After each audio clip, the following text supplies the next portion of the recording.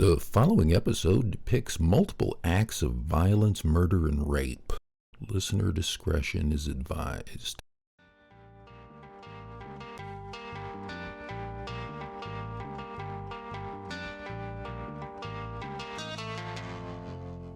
It's around 2 a.m. on March 4th, 1984. The temperature has dropped below 10 degrees in Gardner, Massachusetts. Mr. D's bar and lounge in downtown Gardner is closed up for the night. The parking lot in the back is empty, except for a car, a 1969 Pontiac Tempest belonging to Holly Jean Cote. Holly had met friends at Mr. D's around midnight when she got off her shift at a local restaurant. When the bar closed, Holly was supposed to head over to a friend's house for a late-night after-party, but she never showed up. 3 months later, Holly's naked body was discovered by canoeists near Birch Hill Dam in nearby Royalston. She had been strangled to death. Nearly 40 years later, Holly's case remains unsolved.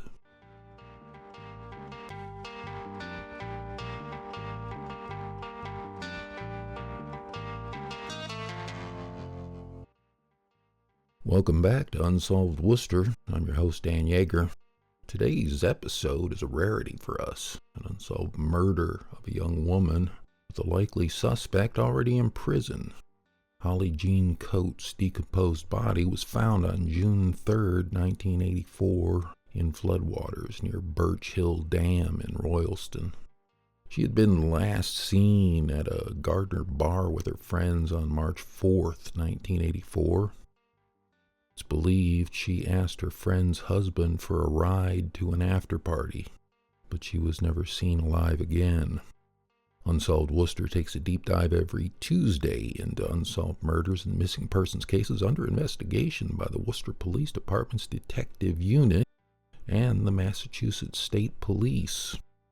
Our goal is to remind residents of the Worcester area, both past and present, that there are dozens of unsolved homicides and missing persons cases that need resolution. We hope we can be the spark needed to solve a case.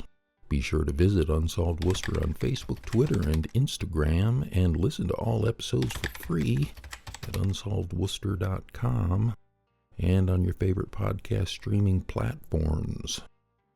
Check out the video for this episode with exclusive aerial views and more on the Unsolved Worcester YouTube page.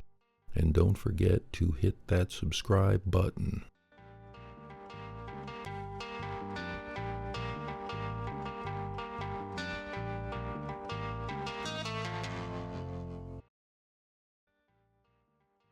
It's just before midnight at the former Mahaki Island restaurant on West Broadway Street in Gardner. Last call has been called, and 28-year-old Holly Jean Cote is finishing up her waitressing shift.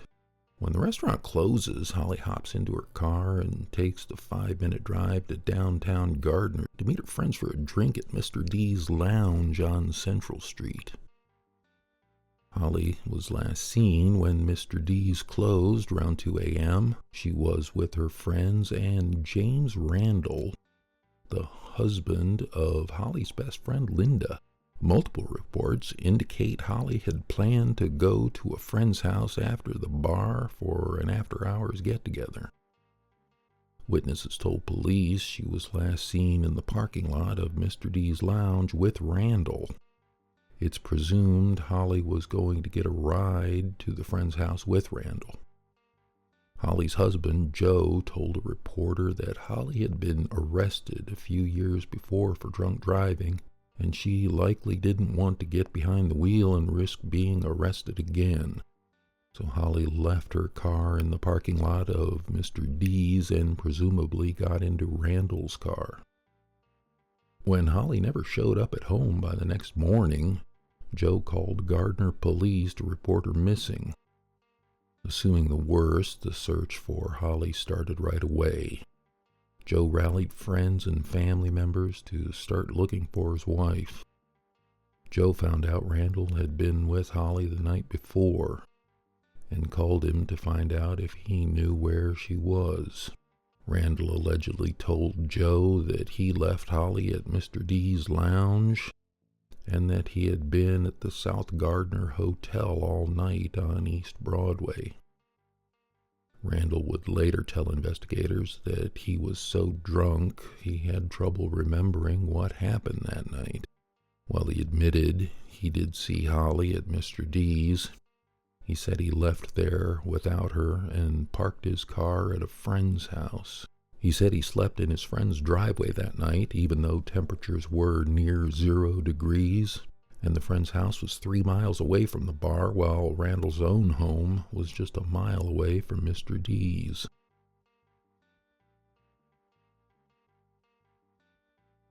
Joe Cote and his family posted a $6,000 reward for any information leading to Holly's whereabouts. About 3 months later, on June 3rd, 1984, Holly's naked body was discovered by canoeists in the marsh off Swamp Road near the Birch Hill Dam in Royalston. The couple found Holly's body in the muck of the swamp and under the falling branches of a small birch tree. The couple tied Holly's body to their canoe and rowed to shore before calling police.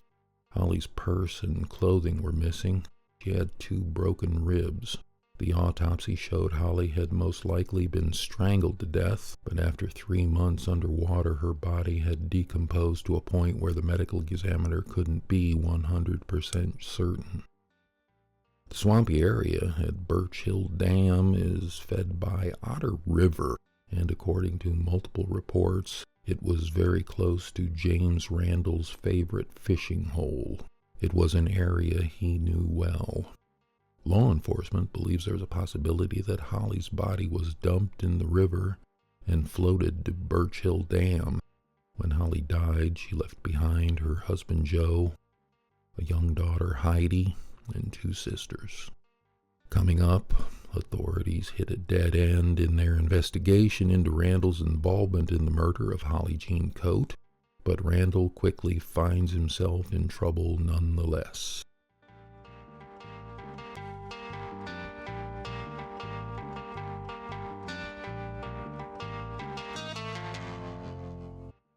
James Randall met his wife in 1978. They were married a year later. The couple became quick friends with Holly and Joe Cote. They even babysat for the Cote's young daughter from time to time. According to a report in the Tampa Bay Times, when Holly went missing, James Randall quickly became a suspect in her disappearance. Days after she was reported missing, Randall shaved his beard. His wife Linda said Randall never stayed out all night before in the past. He had always come home. When Holly's body turned up in a swamp in Royalston, police marked Randall as a suspect. They searched his vehicle looking for clues linking him to Holly's death, but came up empty. Randall skipped Holly's funeral and instead went fishing at his favorite spot near Birch Hill Dam. 2 years later, in 1986, Randall was arrested, choking and raping his wife, allegedly attacking Linda for wanting to divorce him over his alleged involvement in Holly's murder. Linda Randall told the Tampa Bay Times that her husband admitted to leaving Mr. D's in 1984 with Holly after she had a few drinks. In 1987, Randall was sentenced to 5 to 7 years in Walpole State Prison and 8 years of probation on 2 counts of aggravated rape and 1 count of kidnapping. When Randall got out of prison on December 5, 1992, instead of reporting to probation, he fled Massachusetts and moved 1,200 miles south to Clearwater, Florida. A warrant was issued for Randall in Massachusetts, and for years Randall avoided law enforcement in Florida. But more than 3 years later, the Pinellas County Sheriff's Department finally caught up to him in late June 1996. After watching Randall's apartment for several months, sheriff's deputies stopped Randall's Dodge pickup truck in an attempt to arrest him for violating probation in Massachusetts. But Randall escaped again briefly. He ran from his truck, climbed over a 10-foot fence, and ran into a nearby wooded area away from authorities. Nearly a week later, Randall was caught in the woods by sheriff's deputies. Randall quickly found out that violating probation was the least of his worries.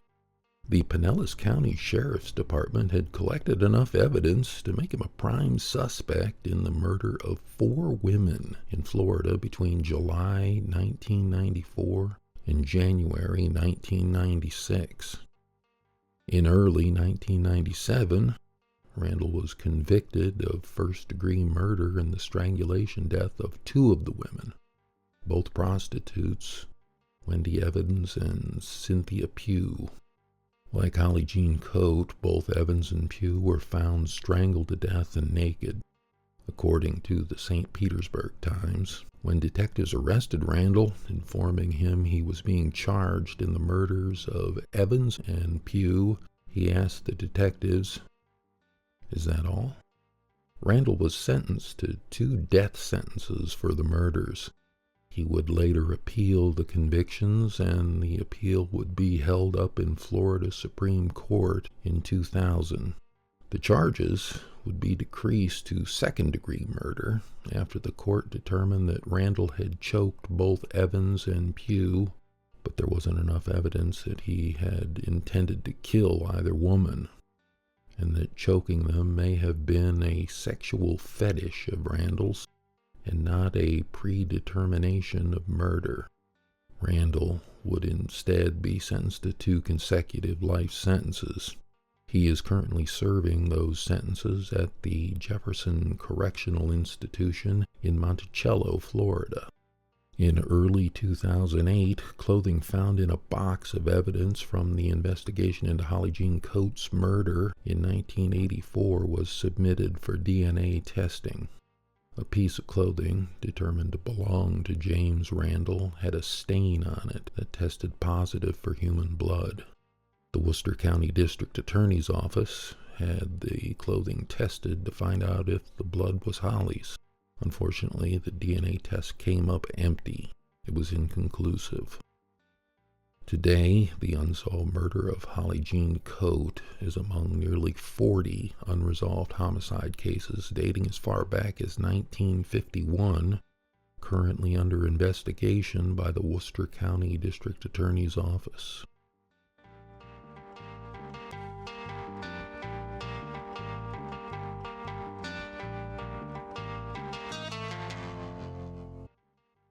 Thank you for listening. I'm Dan Yeager. Don't miss another episode. Click the notification button to get alerts when new episodes of Unsolved Worcester drop. If you enjoyed listening to this episode, please consider clicking the like button for us. And if you subscribe, the next episode will show up in your feed. Click the bell on the right and select all, and you'll get a notification of when the next episode is ready. If you have any thoughts you'd like to share, please leave them in the comments below. We do read them all and respond to as many as we can. Anyone with information about the murder of Holly Jean Cote are asked to contact the Worcester County District Attorney's Office at 508-453-7589 or by email at worcesterdaunresolved@mass.gov. Come back next time for Episode 7 of Unsolved Worcester Season 6 and the unsolved fatal hit-and-run case of Corey Kane, who was killed while walking along Route 19 in Wales in early January 2012. Special thanks to the Worcester Public Library, the Worcester Police Department, the City of Worcester, and our sponsors for making this possible. Information on Holly Jean Cote's death was gathered from multiple resources, including the Worcester County District Attorney's Office, the Worcester Telegram and Gazette, the Tampa Bay Times, the St. Petersburg Times, the Boston Herald, Cinemaholic, and more. The Unsolved Worcester podcast music is provided by Tom Lebelzik of the Worcester Jazz Collective. This episode is written and produced by Pat Sargent. Drone footage provided by Ron Scott at Chasing Daylight Studio. Videography and editing by Colin Turner. This program is supported in part by a grant from the Worcester Arts Council and the National Endowment for the Arts. To find out more about how National Endowment for the Arts grants impact individuals and communities, visit www.arts.gov.